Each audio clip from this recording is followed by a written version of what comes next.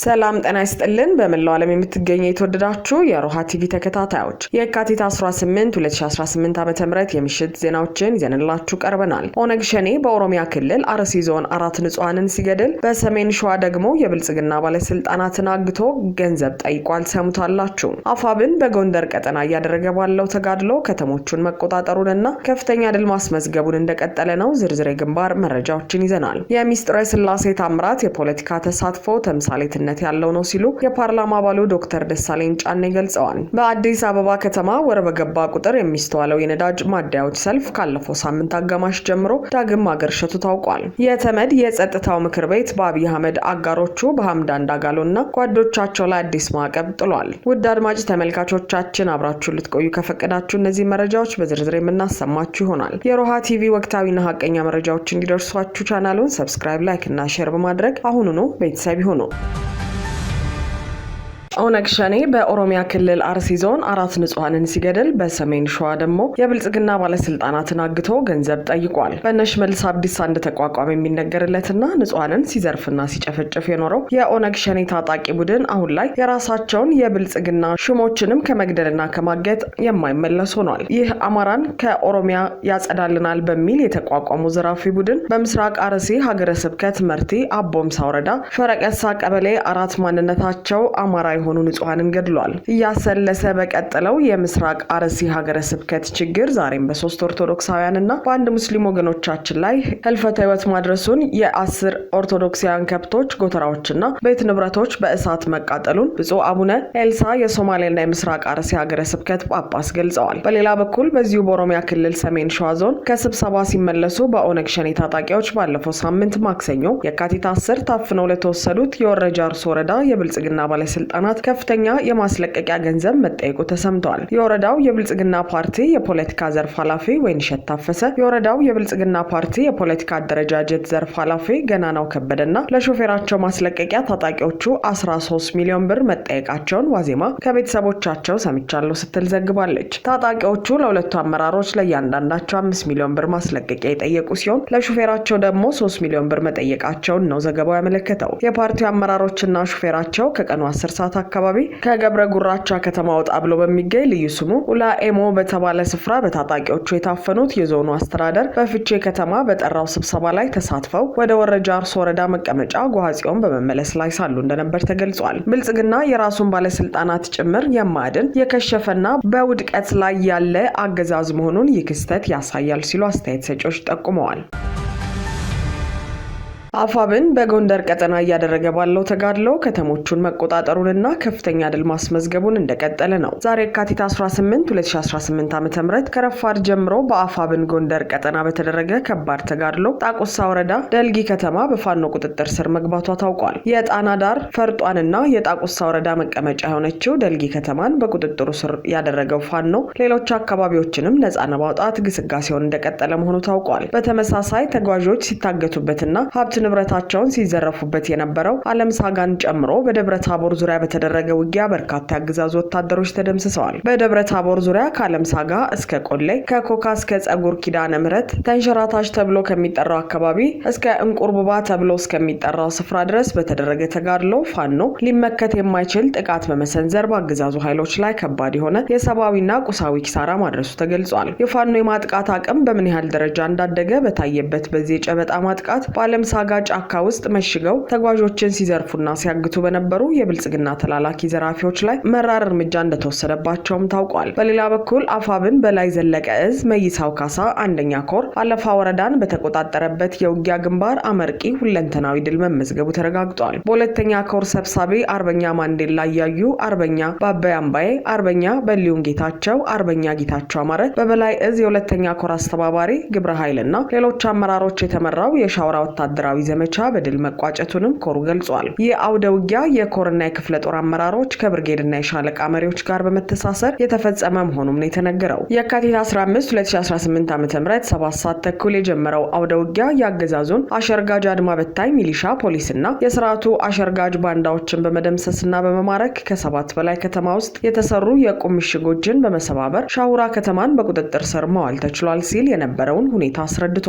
እንዲሁም ይህ አውደ ውጊያ የተሳካ እንዲሆን ሲሆን አፋብን ጎንደር ጠቅላይ ግዛት እዝ በጌምድር ክፍለ ጦር ጣና ብርጌድ ወደ ቀጠናው ተጨማሪ ያገዛዙ ሰራዊት እንዳይንቀሳቀስ መስመር ቆርጠው በመዝጋት ለውጊያ ድጋፍ በተጠንቀቅ ቆመዋል። ፋኖቹ ያገዛዙን ጦር ከሻሁራ ከተማ ጠራርጎ በማስወጣት የካቲት 16 2018 ዓ.ም በየስርቻው የተደበቀውንና ለማምለጥ የሞከረውን ያገዛዙን ቡድን በየገባበት እየተፈለገ እጅ ያልሰጠውን እርምጃ በመውሰድ ከሞት ያመለጠው የብልጽግናው ካቢኔና ባንዳ ሰራዊቱ በእግሩ እየማቀቀ ወደ ባህር ዳር አምልጧልም ብሏል። ያገዛዙ ሰራዊት ከሁለት ዓመት ተኩል በላይ መሽጎበት የነበረው የቁም ምሽጎችን ከመሰባበር ባሻገር ስቶሮችን በፍጥነት በመቆጣጠር ተተኳሾችን፣ መሳሪያዎችንና መሰል ትጥቆችን በእጁ ማስገባት መቻሉን ኮሩ ገልጿል። ያገዛዙ ስርዓት የፋኖ ቤተሰብ በማለት አገዛዙ ያሰራቸውን ከ45 በላይ እስረኞችን ማስፈታት መቻሉን በኮሩ መግለጫ ተገልጿል። አዛዦችን ጨምሮ ከ231 በላይ ያገዛዙ ኃይል ሲደመሰስ 53ቱ እጅ ሰጥቷል። ከ67 በላይ የሚሆነው ቆስሏል። 2 ዲሽቃ፣ 2 ብሬን፣ 259 ክላሽን ጨምሮ በርካታ ተተኳሽና መሳሪያ መማረኩንም ኮሩ ገልጿል። የሚስጥረ ስላሴ ታምራት የፖለቲካ ተሳትፎ ተምሳሌትነት ያለው ነው ሲሉ የፓርላማ አባሉ ዶክተር ደሳለኝ ጫኔ ገለጹ። እንደ ሚስጥረ ስላሴ ታምራት ያሉ ፖለቲከኞች አስቸጋሪ በሆነው የኢትዮጵያ የተቃውሞ ፖለቲካ ውስጥ መገኘታቸው ብቻ በብዙ መልኩ አስፈላጊና ጠቃሚ ነው ሲሉ የፓርላማ አባሉ ዶክተር ደሳለኝ ጫኔ ገልጸዋል። ምክንያቱን ሲያስረዱም አንደኛ ለወጣቶችና ለሴቶች ያላት ተምሳሌትነት ሚስጥረ በ20ዎቹ መጨረሻ ወይም በ30ዎቹ መጀመሪያ ላይ የምትገኝ ብሩህ አእምሮ ያላት ወጣት ሴት ነች። የሷ በኢትዮጵያ ፖለቲካ ከፊት መታየት ለሴቶችና ለወጣቶች ጥልቅ ተምሳሌታዊ ትርጉም አለው ብለዋል። ለወደፊቱ ክብሯንና የቆመችለትን ዓላማ ጠብቃ ከተጓዘች ለብዙዎች አራያ መሆን ብቃትና አቅም አላት። ልምድና ተሞክሮ እያዳበረች ስትሄድ ትልቅ ደረጃ ላይ መድረስና ለሀገር መጥቀም የምትችል ባለተስፋ ወጣት መሆኗ አያጠራጥርም ሲል አብራርተዋል። ሁለተኛ ምክንያታቸው ደግሞ ድፍረትና ቁርጠኝነቷ መሆኑን አንስተዋል። ከፍተኛ ዋጋ በሚያስከፍለው የኢትዮጵያ የተቃውሞ ፖለቲካ ሜዳ ውስጥ እንደሷ ወጣትና ሴት ሆኖ መሳተፍ ትልቅ ድፍረትና ጽናትን ይጠይቃል ያሉት ዶክተር ደሳለኝ በቅርቡ በሚዲያ በተላለፈው የምርጫ ክርክር መድረክ ላይ ያሳየችው ብቃት፣ የንግግርና የማሳመን ችሎታ፣ ድፍረቷና ቁርጠኝነቷ ከጋዜጠኝነትና ከሲቪል ማህበረሰብ ስራ ካገኘችው ተሞክሮ ጋር ተዳምሮ ለሀገር ለማገልገልና የወደፊት መሪ የመሆን ተስፋ አይባታለው ሲሉም አበረታቷታል። አንዳንድ ወንድሞቻችን በምርጫው ሂደት ላይ ያላቸውን ቅሬታ ወደ እሷ ማዞራቸው ከዚያም አልፈው የብልጽግና ጉዳይ ፈጻሚና ተፈቅዶላት እንደምትተውን አድርገው ለማቅረብ መሞከራቸው ተገቢ አይመስለኝም ያሉ ሲሆን ይህም ልጅቱን ያለማወቅ ነው ብለውታል። በምርጫው ነጻነትና ፍትሃዊነት ላይ እንደ አብዛኛው የኢትዮጵያ ሕዝብ ጥያቄ ቢኖረንም እንደሷ ያሉ ብሩህ አእምሮ ያላቸው ወጣቶች በተለይም ሴቶች በዝምታ ከመታዘብ ወይም ከመተቸት ይልቅ በሀገራቸው ፖለቲካ በንቃት ተሳትፈው ለውጥ ለማምጣት መወሰናቸውና የትግል ጥረታቸው ሊበረታታ እንጂ ሊነቀፍ አይገባም ይላሉ ዶክተር ደሳለኝ። ሂደቶችን በውጤታቸው መገምገማችን እንደተጠበቀ ሆኖ እንደ ሚስጥር ያሉ ወጣቶችን ግን በድፍረታቸውና በሚያነሱት ሀሳብ ልንመዝናቸው ይገባል ብለዋል። ለሀገር የሚቆረቆሩና የሚችሉትን ለማድረግ የሚሞክሩ ወጣቶችን በተለይም ሴቶችን ከመንቀፍ ይልቅ ለሀገራቸውና ለህዝባቸው የያዙትን አማራጭ ሀሳብ መስማትና ማክበር ሲቻል ደግሞ ማበረታታት እንለማመድ በማለትም ሀሳባቸውን ሰንዝረዋል። በመጨረሻ ልብ ሊባል የሚገባው ወሳኙ ነጥብ ዛሬ በስልጣን ላይ ባለው የብልጽግና ፓርቲ ውስጥ ካሉት አመራሮችና ሚኒስትሮች መካከል ፓርቲው ቢሸነፍና የጥቅም ምንጭነቱ ቢቆም ስንቶቹ በተቃዋሚነት ጸንተው የፓርቲው አባል ሆነው ይቀጥላሉ ብለን ብንጠይቅ አንድ ሴት እንኳን ላይገኝ ይችል ይሆናል ያሉት ዶክተር ደሳለኝ ጥቅም ሳይፈልጉ ይልቁንም የሚያጋጥማቸውን ሁለንተናዊ ተግዳሮቶች ተቋቁመው በገባቸው ልክ ለወገናቸውና ለሀገራቸው የሚታገሉትን እንደ ሚስጥረ ስላሴ አይነት ጀግና ሴቶችን አለማድነቅና አለማመስገን ንፉግነት ይመስለኛል ሲሉ ሀሳባቸውን ቋጭተዋል። በአዲስ አበባ ከተማ ወር በገባ ቁጥር የሚስተዋለው የነዳጅ ማደያዎች ሰልፍ ካለፈው ሳምንት አጋማሽ ጀምሮ ዳግም አገርሽቷል። በአዲስ አበባ በተለይም የካቲት ወር አጋማሽ ካለፈ በኋላ በመዲናዋ በሚገኙ ማደያዎች ላይ የሚታየው የተሽከርካሪዎች ረጅም ሰልፍ ከትናንት ሰኞ ጀምሮ ተባብሶ ታይቷል። ባለፉት ጥቂት ወራት በመላ አገሪቱ ከፍተኛ የነዳጅ እጥረት መከሰቱ የሚታወስ ሲሆን በተለይ የወሩ ማብቂያ ሲቃረብ ችግሩ ይበልጥ እየተባባሰ መምጣቱ የተለመደ ሆኗል። የደሴቲቱ ነዋሪዎች የሚባሉት የብልጽግና ባለስልጣናት ግን በአገሪቱ በቂ የነዳጅ ክምችት እንዳለና እጥረት አለመኖሩን በተደጋጋሚ ቢገልጹም በመዲናዋ ያሉ ማደያዎች ግን ናፍጣ የለንም የሚል ማስታወቂያ ለጥፈው ይታያሉ። ናፍጣ በሚገኝባቸው ጥቂት ማደያዎች ደግሞ የጭነትና የህዝብ ትራንስፖርት ተሽከርካሪዎች ለቀናት የሚዘልቅ ረጅም ሰልፍ ይዘው ይስተዋላሉ። ለዚህ ተደጋጋሚ የነዳጅ ሰልፍና እጥረት መንስኤው ምን እንደሆነ የሚገልጹ ምንጮች ለችግሩ አዲስና አሳሳቢ ምክንያት ጠቁመዋል። እንደ ምንጮቹ ገለጻ አንዳንድ ማደያዎች ነዳጅ እያላቸው ማሽኑ አይሰራም በሚል ሰበብ በአንድ ማሽን ብቻ እንዲቀዳ ያደርጋሉ። ይህም የሚደረገው ማደያው እየሰራ መሆኑን ለማሳየትና ከቁጥጥር ለማምለጥ ሲሆን መሸት ሲል ግን ነዳጅ አለቀ በሚል አገልግሎቱን ያቋርጣሉ። ማደያዎቹ አገልግሎት አቋረጥን ካሉ በኋላ የተከማቸውን ነዳጅ በሌሊት ለኮንትሮባንድ ነጋዴዎች በከፍተኛ ዋጋ አሳልፈው እንደሚሸጡ ምንጮቹ አጋልጠዋል። ትኩረቱ ሁሉ ጦርነት፣ ዝርፊያ፣ ከዚያም ማለፍ ሲል ደግሞ ሪዞርትና የኮሪደር ልማት የሆነው ብልጽግና ግን የኮንትሮባንድ እንቅስቃሴም ሆነ የህዝቡ መጉላላት ጉዳዩ አይደለም።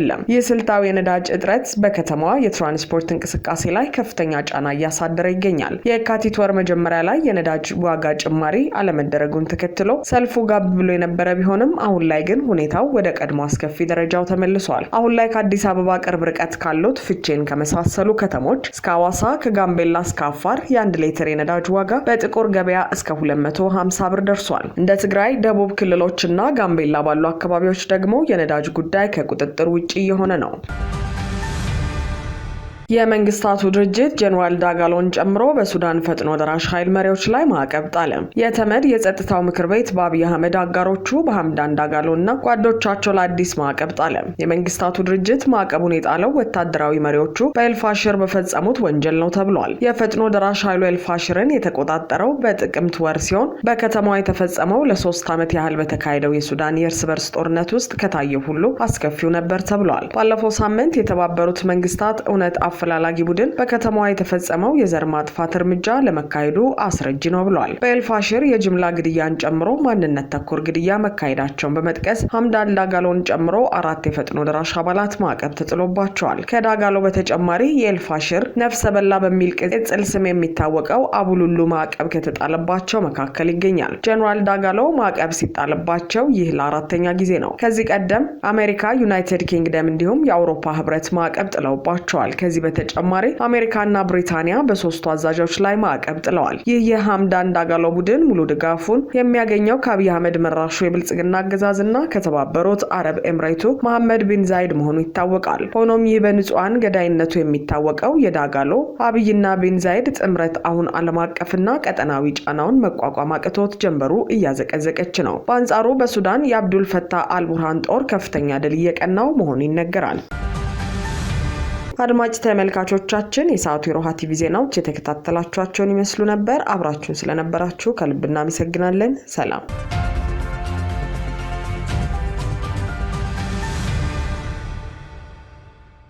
ሰላም ጤና ይስጥልን። በመላው ዓለም የምትገኙ የተወደዳችሁ የሮሃ ቲቪ ተከታታዮች የህዳር 9 2017 ዓ.ም የምሽት ዜናዎችን